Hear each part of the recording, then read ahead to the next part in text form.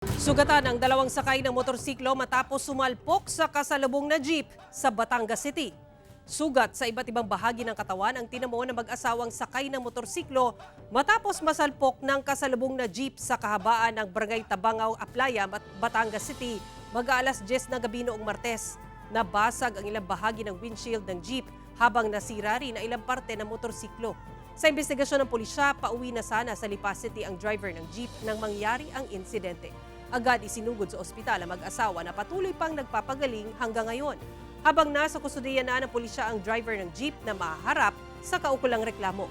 Sinisika pa ng GMA Regional TV Balitang Southern Tagalog na makuhanan ng pahayag ang mga biktima, gayon din ang driver ng jeep hinggil sa insidente.